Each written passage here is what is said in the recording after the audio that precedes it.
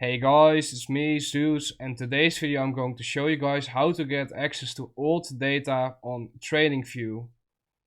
I know that many of you guys are struggling with this, that when you are in the replay tool on TradingView, that you are only allowed to go back like, I believe it's 2 or 3 weeks, and that you are unable to go farther than that back in time, on the lower time frames at least.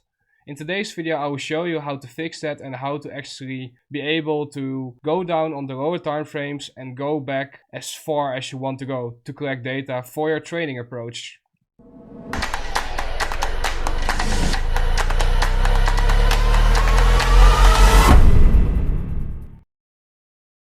Right now I'm on the 17th of March of 2022 and now I am on the 5-minute chart.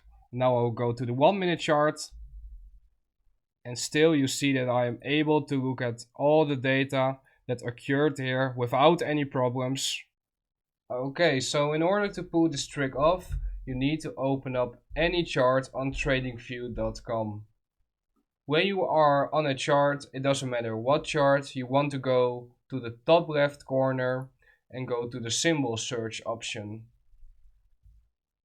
Then you want to type in the futures contract of the type of market that you want to go back in time on. So for this example, I'm going to use the E-mini S&P futures. So you need to understand that these futures contracts act or are visible within a certain period of time. And once this period of time has been finished, a new contract opens up. So we're going to use old contracts to actually use or study the data that's available on TradingView.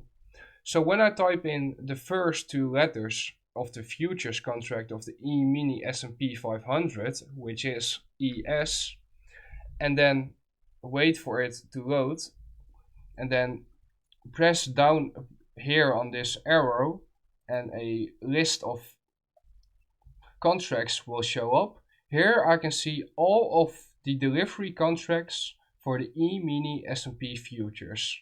So what TradingView does is that it shows the contracts that are about to be used or that are going to be used in the next period of time. And as you can see, these contracts all have the same beginning, which is ES. Then they have a third letter, which corresponds to the period in which the contract is available, and then the year, so in what year the contract is launching. And as you can see, when you scroll down, you can see, for example, here ESM 2023, and here you have ESM 2024.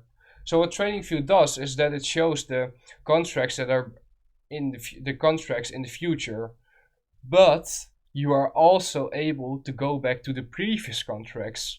So for example, if I want to go back in time and study the delivery of price on the E-mini S&P futures until around March of 2022, I want to type in ES, so the letters of the future contract.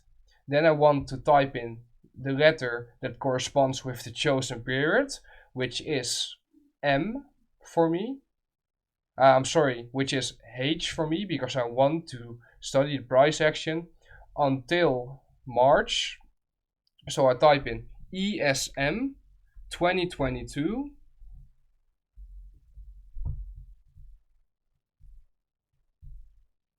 And here we go. Now we are on the 17th of June of 2022 and we're able to go on the lower time frames. We're right now on the 15-minute chart. Here we are on the 5-minute chart. When you get close to the end of a contract, the end of a period, the contract will look like this because all of the volume will already move on to the next contract. So you just want to go back in time until the price action becomes a bit cleaner, and then you can just study. Let's look at another example.